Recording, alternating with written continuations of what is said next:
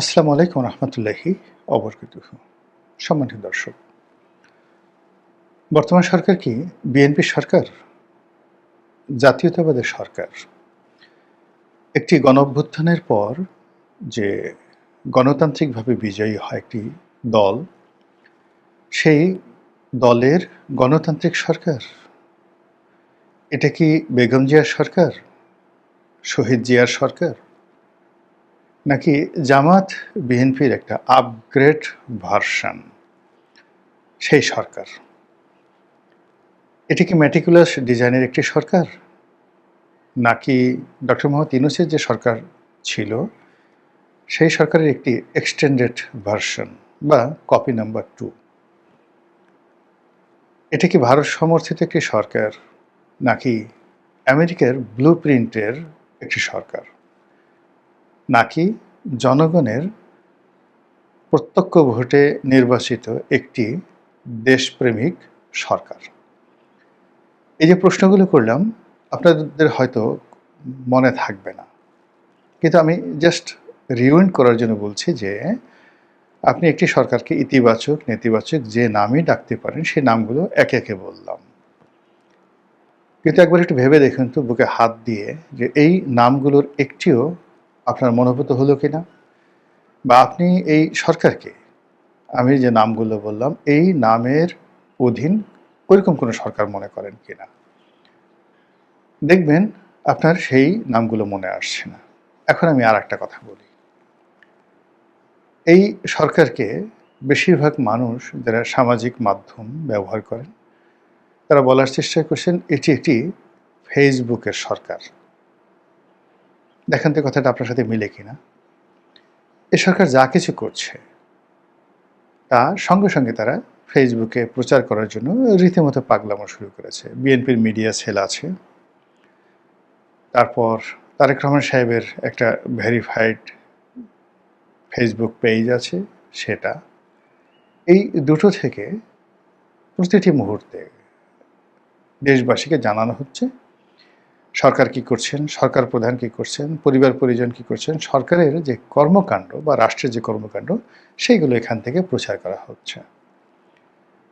এবং কখনো কখনো প্রচার করতে গিয়ে এমন ক্ষুদ্রাতি ক্ষুদ্র, এমন তুচ্ছাতি তুচ্ছ, এমন হাস্যকর বিষয়গুলো প্রেস রিলিজ আকারে এই ফেসবুকের পেজগুলোতে আসছে, যেগুলো আসা উচিত নয় এবং যেগুলো কোনো পত্রপত্রিকায় সাধারণত আসে না। মানে সাংবাদিকতার যে একটা মানদণ্ড রয়েছে, সেই মানদণ্ড অনুযায়ী যা কিছু প্রচার হওয়া দরকার, সেই প্রচারগুলো তারা করছেন না। বরং অন্যান্য সবাই যেভাবে ফেসবুক, ইউটিউব, টুইটার, এখন তো টুইটার নেই, এখন এক্স হ্যান্ডেল, বা ট্রুথ সোশ্যাল, বাইদু, গুগলের যে সকল সাইট রয়েছে, সেখানে যেভাবে মানুষ তার মতামতকে প্রকাশ করে, যেভাবে প্রচার করে অনেকটা স্বাধীন এবং সার্বভৌমভাবে, ঠিক সেইভাবে বিএনপির যারা লোকজন রয়েছেন বা এই সরকারের সাথে সম্পৃক্ত প্রচারণার দায়িত্বে যারা নিয়োজিত আছেন, তারা সেইভাবে সব কিছু প্রচার করছেন। ফলে যারা এ দৃশ্য দেখছেন, তারা সবাই বলার চেষ্টা করছেন যে এটা একটা ফেসবুকের সরকার। আমি এই সরকারকে ফেসবুকের সরকারও বলবো না, অন্য কোনো কিছু বলবো না। আমার দৃষ্টিতে এই সরকারের মধ্যে একটা প্রচণ্ড আবেগ কাজ করছে। এটিকে একটি আবেগের সরকার হিসেবে আপনি বর্ণনা করতে পারেন। যেমন আমি প্রধানমন্ত্রী তাকে দিয়ে শুরু করি। তিনি বহু বছর পর বাংলাদেশে এসেছেন, 17 বছর। এই বাংলাদেশে আসার পর তিনি খুব আশ্চর্য হয়ে গেছেন। এই 17 বছরে বাংলাদেশের যে বিবর্তন, মানুষের মন মানসিকতা, ঢাকা শহরের রাস্তাঘাট, খাবার দাবার, শেখ হাসিনার জমানাতে চোখ ধাঁধানো সব উন্নয়ন, একই সঙ্গে রাষ্ট্রীয় দায়িত্ব পাওয়ার পরে রাষ্ট্রের যে সকল লায়াবিলিটিস, অপরাধ, এই পুরো জিনিসগুলো যখন তার সামনে অ্যাজ এ প্ল্যাটার হিসেবে পাশাপাশি পরিবেশন করা হচ্ছে, অর্থাৎ আমাদের যে বহুমাত্রিক খাবারগুলো আমরা সেই পরিবেশন করি, আপনি একটা বুফে খাবারে গিয়ে মাছ, মাংস, তরি তরকারি থেকে শুরু করে 100টা আইটেম নিয়ে একটা প্লেট তৈরি করলেন, তারপর খেতে বসলেন। তো প্রধানমন্ত্রী যখন আসছেন তিনি তার সামনে এখন পদ্মা সেতু আছে, তার সামনে এক্সপ্রেসওয়ে আছে, মেট্রো রেল আছে, আরও শেখ হাসিনার জমানাতে যত সকল যেখানে তিনি যাচ্ছেন বড় বড় রাস্তাঘাট, রূপপুর বিদ্যুৎ কেন্দ্র থেকে শুরু করে সব কিছু একটা সাইডে আছে। অন্যদিকে 24 লক্ষ কোটি টাকার দেশি বিদেশি ঋণ আছে। তার সামনে একটা বকে যাওয়া জেনারেশন আছে, যে জেনারেশন শুধু সারাদিন মোবাইল টিপে, তারা সব আজে বাজে দৃশ্য সেই মোবাইলে দেখে, পর্নো সাইটগুলো দেখে, নেশা করে, কিশোর গ্যাংয়ের সাথে জড়িত, এটার একটা দৃশ্য আছে তার কাছে। তার দলের 3-4টি মুনাফিক গ্রুপ, একটা সিঙ্গেল মুনাফিক না, 3-4টি মুনাফিক গ্রুপ। একটি লন্ডনী মুনাফিক গ্রুপ, আরেকটি ঢাকার মুনাফিকি গ্রুপ, আর একটা সারা বাংলাদেশে ছড়িয়ে ছিটে থাকা তৃণমূলের মুনাফিক গ্রুপ। তারা তার সামনে আসছে এবং একে অপরের বিরুদ্ধে বিষোদ্গার করে তার যে স্বাভাবিক চিন্তা সেটা নষ্ট করে দিচ্ছে। সে কোনো সত্য কথা শুনতে পাচ্ছে না। যারা যাচ্ছে তার কাছে সবাই বলছে আমি খুব ভালো, আমি এই করেছি ওই করেছি। দ্বিতীয় তারা সুযোগ পেলে বলছে অমুক লোক খারাপ, সে এই করেছে এই করেছে। আর এরপরে যদি সুযোগ হয় তাহলে প্রধানমন্ত্রী এবং তার পরিবারকে নিয়ে তারা প্রথমত প্রশংসা করছে, আর দ্বিতীয়ত তাদের মেজাজ গরম হয়ে যায়, মেজাজ খারাপ হয়ে যায়, এই ধরনের কথাবার্তা ভীষণভাবে ছড়াচ্ছে। ফলে কি হলো, তিনি নিজেকে নিয়ন্ত্রণ রাখতে পারবেন না বা পারছেন না। এরকম একটা স্বাভাবিক অবস্থার মধ্যে চলছে, এবং এরকম অবস্থা যখন চলে তখন মানুষের মধ্যে আবেগ চলে আসে, ভীষণ রকম আবেগ চলে আসে, এবং সেই আবেগ আমরা প্রধানমন্ত্রী, তার মন্ত্রী পরিষদ এবং অন্যান্য যে সকল কর্তা ব্যক্তি রয়েছে তাদের মধ্যে দেখতে চাচ্ছি বা দেখতে পাচ্ছি। এখন সেই আবেগগুলো কি? আবেগগুলো হলো যে তারা মানুষকে আশ্চর্য করে দিতে চাচ্ছে, সারপ্রাইজ, ম্যাজিক্যাল কিছু একটা করতে চাচ্ছে।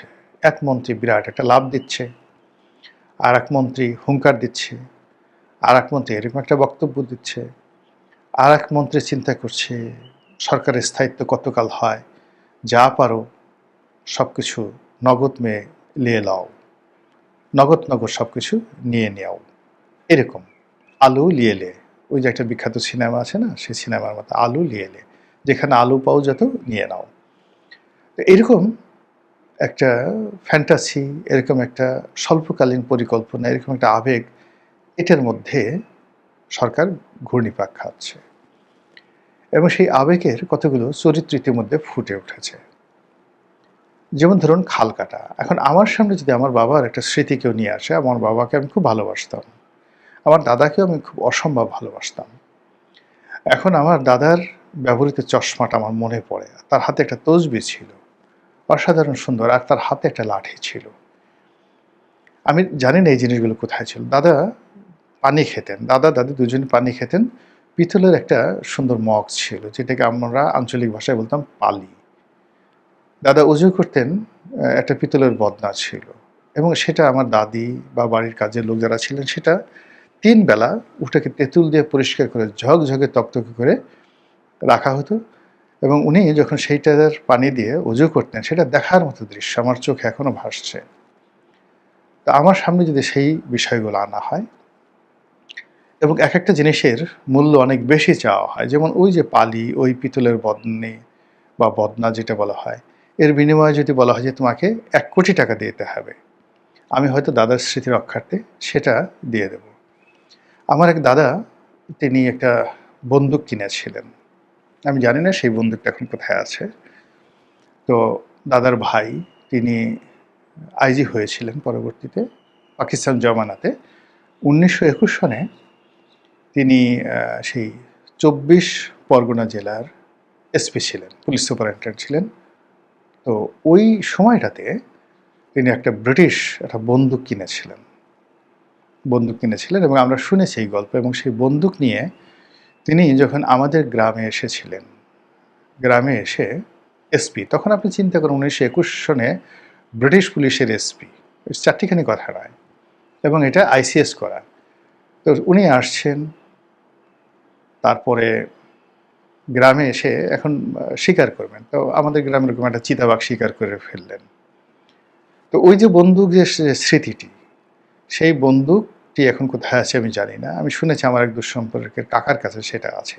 ওই বন্দুকটি যদি আমাকে দেওয়া হয়, আমি যে কোনো মূল্যে ওই স্মৃতিটাকে ধারণ করব। ধারণ করে এরপরে আমার ঘরে আমি সেটা টানিয়ে রাখবো। এটা সবাই, এটা অনেক মানুষ, কেউ হয়তো একটা তলোয়ারের প্রতি দুর্বলতা, কোনো এক জমানাতে আজ থেকে 400 বছর আগে তার কোনো আত্মীয় হয়তো কোনো রাষ্ট্রীয় বাহিনীর সেনাপতি ছিলেন, সুবেদার ছিলেন, এরকম এগুলো মানুষ সংরক্ষণ করে। তো এখন বিএনপির এরকম কতগুলো আবেগের জায়গা আছে। সেই আবেগের জায়গাগুলো যেমন খালকাটা, বগুড়া, ফেনী, এরপরে দিনাজপুর। দিনাজপুর মানে বেগম খালেদা জিয়ার যে বাবার বাড়ি বা দাদার বাড়ি সম্ভবত ওই জায়গাতে। এরকম যে জায়গাগুলো, যে জিনিসগুলো, যে কর্মগুলো বিএনপিকে খুব আবেগপ্রবণ করে তোলে, খুব সুকৌশলে বিএনপিকে ঠিক সেই জায়গাতে নিয়ে দেওয়া হচ্ছে। ফলে আমাদের সমাজের হাজার হাজার গুরুত্বপূর্ণ কাজকর্ম বাদ দিয়ে এখন বগুড়ার উন্নয়ন করো। আমরা গিয়ে দেখলাম যে এই গত 19 জন না 20 জন মন্ত্রী ইতিমধ্যে বগুড়া ভ্রমণ করেছেন গত 2 মাসে, এবং আরও মন্ত্রী, ওখানে মন্ত্রীরা যাওয়ার জন্য পাগল। বগুড়াকে এখন তারা প্রশাসনের কিবলা বানিয়ে ফেলেছে। বগুড়ার মন্ত্রী, যে মন্ত্রী বগুড়া যাবে, যে মন্ত্রী জিয়া রহমান বাড়িতে যাবে, বগুড়াতে গিয়ে মানে একদিন দুদিন থাকবে, ওটা তার জন্য একটা ক্রেডিট, তার জন্য একটা পুণ্যের কাজ, তার জন্য মানে ক্ষমতায় টিকে থাকার একটা ট্রাম্প কার্ড এখন বগুড়া। একইভাবে ফেনী, বেগম জিয়ার বাড়ি যেখানে। তো এই যে ফেনী বেগম জিয়ার বাড়ি, মানে তার বাবার বাড়ি, আর তার বেগম জিয়ার যে মায়ের বাড়ি, এটি হয়তো উত্তরবঙ্গে, সেখানেও তারেক জিয়া গিয়েছেন এবং তিনি নানা বাড়ি এসেছেন, এই কথাগুলো বলেছেন যে আমি আপনাদের নাতি। এর বাইরে সিলেট নিয়ে শুরু হয়েছে, সিলেট তার শ্বশুর বাড়ি, ওখানে সব মানুষ তাকে পাইকারি হারে দুলাভাই বলছে, এবং এটা যে তাকে নিয়ে মস্কারা করছে, ঠাট্টা করছে, এই কথা মানে ওই যে রাজার সেই গল্পের মতো, রাজা যে উলঙ্গ, একটা শিশু ছাড়া কেউ বলতে পারছে না। প্রকাশ্যে জনপদে হাজার হাজার মানুষ যখন বৃষ্টির মধ্যে দাঁড়িয়ে দাঁড়িয়ে ও দুলাভাই, ও দুলাভাই, ও দুলাভাই বলছে, এর মধ্যে যে জামাতের লোক নেই, গুপ্ত লোক নেই, এটা যে ঠাট্টা করা হচ্ছে না, মস্কারা করা হচ্ছে না, আপনি কি করে বুঝলেন? একজন সরকার প্রধানকে আপনি দুলাভাই বানিয়ে দিচ্ছেন, ভগ্নিপতি বানিয়ে দিচ্ছেন। ওই যে সুরঞ্জিত সেনগুপ্তের মানে একটা সেই কৌতুক যে আপনি তো রাষ্ট্রপতি, আপনি তো ভগ্নিপতি নন। দেখেন সেই কথাগুলো এখন জনপদে চলে আসছে। কোনো জনপদে কোনো মন্ত্রী এমপিকে এইভাবে দাঁড়িয়ে দাঁড়িয়ে দুলাভাই দুলাভাই বলে স্লোগান দিয়েছে, এই ঘটনা বাংলাদেশে ঘটেনি। তো এই আবেগের জায়গাগুলো নিয়ে এক শ্রেণীর লোক, পক্ষে হোক বিপক্ষে হোক, ভালো হোক মন্দ হোক, তারা বিএনপিকে ব্যস্ত রাখছে, এবং বিএনপি তাদের নিত্য নৈমিত্তিক সমস্ত কাজ বাদ দিয়ে এই আবেগ নিয়ে তারা ভীষণ রকম দৌড়দৌড়ি করছে, যার ফলাফল সঙ্গত কারণে ভালো হবে না। এইগুলো একটা। আবেগের দ্বিতীয় যে স্তর, আবেগ যখন খুব বেড়ে যায় তখন মানুষ কিছু করতে চায়, দে লাইক টু ডু সামথিং। ধরুন সেক্স বা যৌনতা। তো যখনই আপনার আবেগের একটা চূড়ান্ত জায়গাতে যেতে চায়, তখন মানুষ সেই যৌনতার যে সর্বোচ্চ পর্যায়ে সে সঙ্গম করতে চায়, মিলিত হতে চায়, সে উদ্গত করতে চায়, তার ভিতর যে নির্যাস আছে সেই নির্যাস সে বের করে দিতে চায়, যেটিকে আমরা বলি কাম। এখন কামের, যৌনতাকে আমরা ব্যবহার করি, কিন্তু কামের আরো অনেক দিক আছে। উৎসাহ, উদ্দীপনা, পরিশ্রম, প্রাপ্তি, ভালো লাগা, সবই কিন্তু কামের মধ্যে। তো যখন আপনি আবেগের মধ্যে থাকবেন, আপনার ভিতরের যে কাম ভাব আছে, সেই কাম ভাব আপনি আর লুকাতে পারবেন না। আমরা যেমন দেখা গেল একটা শিশু, সেই শিশু, তাকে আপনি আদর করতে গিয়ে তার যে মলদারে চুম্বন দিচ্ছেন, তার যৌনাঙ্গে চুম্বন দিচ্ছেন, তার গালে চুম্বন দিচ্ছেন, তার পায়ে চুম্বন দিচ্ছেন এবং কি কথাগুলো বলছেন, ওরে আমার তুলু তুলু বাবারে, ওরে আমার পুতু পুতু মারে, ওরে আমার চুনু চুনু হাসুরে, ওরে আমার পুনু পুনু পালুরে, ওরে আমার টিনু টিনু পিনুরে, এই কথাগুলো আপনারা বলেন না বাচ্চাদেরকে নিয়ে। তখন কিন্তু আপনার হুঁশ থাকে না। আপনি ভালো লাগার এমন একটা পর্যায়ে চলে যান, আবেগ, প্রথমে আবেগ, তারপরে ভালো লাগার এমন একটা পর্যায়ে। তখন আপনার আসল চরিত্রটা বের হয়ে যায়। এবং এই যে মানুষ যখন কাম ভাব আসে, সেটা যৌনতা হোক কিংবা সেটা ধরেন খুব বেশি পরিশ্রম করুন, তখন মানুষ উলঙ্গ হয়ে যায়। আপনি গ্রামে দেখবেন যে খুব বেশি যারা পরিশ্রম করেন কৃষকরা, তারা সেই যে নিতম্বের ২ অংশ বাদ দিয়ে শুধু লজ্জাস্থানকে ঢেকে তারা সেই যাকে বলা হয় কাজে নেমে পড়েন। মানে মানুষের শরীরে আর কোনো গোপন কোনো জিনিস থাকে না। রাজনীতিতে যখন এই কাম চলে আসে, তখন একটা মানুষের আসল চরিত্র প্রকাশ হয়ে যায়। সে কতটা লেখাপড়া জানে, তার রুচি কী, সে আসলে কেমন মানুষ, তার মুখ ফসকে বের হয়ে যায়। ওই যেমন এর আগে এই বেটা রাখ তোর কাঠ, এই বেটা রাখ তোর কাঠ, এই তোরা চুপ করবি না আমি চলে যাব। এই কথাগুলো আমাদের রাজনৈতিক মঞ্চে জামাতের আমিরও বলেছেন, তারপরে তারেক রহমান সাহেব বলেছে, এই তোরা চুপ কর, তোরা কি গুপ্ত, আয় এদিকে আয়। মানে এই যে তুই তুকারি করে সে যে কথা বলছে, নর্মালি সে তো সবসময় নিজেকে পলিশ রাখার চেষ্টা করে, কিন্তু তার আবেগের কারণে, ক্রোধের কারণে, কামের কারণে তার ভিতরের যে আসল যে চরিত্রটা সেটা বের হয়ে আসে এবং সে এই যে মানুষকে যে তুই তুকারি করে কথা বলতে পারে, এই তুই, এই কথাটা বলতে পারে, এটি মানুষ জেনে গেল। আবার ওই যে আমির বা জামাতের যে সভাপতি, সে যে বলল রাগ তোর কার, সে যে প্রধানমন্ত্রীকে তুই তুকারি করতে চায়, তুই করে বলতে চায়, তার সঙ্গে তাকে বকা দিতে চায়, তাকে আরও কিছু করতে চায়, এটা তার যে ওই কাম ভাবের যে সর্বোচ্চ, এটা শুরু হয়েছে আবেগ দিয়ে। তো এটা এখন এই ছড়াছড়ি হলো, কামের পরে ক্রোধ, আবেগের পথে যেটা হয় সেটা হলো ক্রোধ আসে। প্রথমে কাম আসে একটা অংশ, আর একটা হলো ক্রোধ। আপনার আবেগকে নেতিবাচক অর্থে নিয়ে আপনার ভিতরে জিঘাংসা তৈরি করা হলো, রাগ তৈরি করলো, ক্রোধ তৈরি করা হলো এবং শয়তান মানুষকে দুটো অস্ত্র ব্যবহার করে, কাম এবং ক্রোধ। শয়তান যখন কাউকে ধ্বংস করতে চায় তখন তার মধ্যে কাম ভাব জাগিয়ে দেয়, আর কাউকে যদি ধ্বংস করতে চায় তাহলে তার মধ্যে ক্রোধ, জিঘাংসা জাগিয়ে দেয় এবং এটা আবেগ থেকে আসে। আপনি কারো বাবাকে নিয়ে কোনো বাজে কথা বললেন, কারো মাকে নিয়ে বাজে কথা বললেন, বা আপনি যে কাজটি খুব ভালোবাসা আবেগ দিয়ে কাজ করেছেন, আমার জন্য আপনি খুব সুন্দর পোলাও রান্না করেছেন, কোরমা রান্না করেছেন, আমি গিয়ে মুখ সেট করলাম, এটা একটা রান্না হলো। আপনার কাছে মনে হবে যে মাথায় একটা বাড়ি দিয়ে মানে আমাকে ওখানে শেষ করে দেওয়া, যার জন্য আপনি এত যত্ন করে এত কিছু করলেন, এখন আপনি তাকে মারতে চাচ্ছেন। এটা হলো ওই আবেগ। আবেগের জায়গা থেকে যখন আপনি যে একটা এক্সপেকটেশন না আসে, তখন আপনি সেখানে আপনার কাম বা ক্রোধ এটি আপনি বাস্তবায়ন করেন। এর ফলে কি হলো, এই সরকারের যে আবেগের জায়গা, সেই আবেগের জায়গাগুলো তৈরি করা হচ্ছে কৌশলে, আর প্রতিপক্ষ দিয়ে এই আবেগের জায়গাগুলোতে আঘাত করা হচ্ছে। যেমন জাইমা রহমানকে নিয়ে বাজে যে কথাগুলো বলা হচ্ছে, এটা কিন্তু খুব ম্যাটিকুলাসলি সরকারকে, বিএনপির যারা নেতাকর্মী আছে তাদের সবাইকে ক্রোধে উন্মত্ত করে দেওয়ার জন্য এই কাজগুলো করা হচ্ছে। তারা যে কাজগুলো করবে, জাইমা রহমানকে নিয়ে যারা এই সমস্ত কথাবার্তা বলবে, কাজ বলবে, তারা নির্বিচার আক্রমণ চালাবে এবং চক্রান্তকারীদের এটাই কিন্তু একটা মাস্টার প্ল্যান। গেল কাম, গেল ক্রোধ, গেল। এরপরে আসবে লোভ এবং লালসা। লোভটা হলো বস্তুগত, লালসা ইন্দ্রিয়গত। তো এই যে লোভ এবং লালসা, যখন আবেগ আসবে, চারিদিকে শুধুমাত্র ইতিবাচক কথাগুলো আসবে এবং আপনি কাম দ্বারা থাকবেন, যাকে বলা হয় আনন্দে থাকবেন, ক্রোধ দ্বারা আপনি উত্তেজিত থাকবেন, ঠিক এই জায়গাতে মানুষকে অস্থির করে তোলে। তখন মানুষ দুটো জায়গাতে আশ্রয় নেয়, একটা হলো লোভ আর একটা হলো লালসা। লোভ হলো বস্তুগত, বাড়ি চাই, গাড়ি চাই, নারী চাই, ফিজিক্যাল যেটার অ্যাপিয়ারেন্স রয়েছে।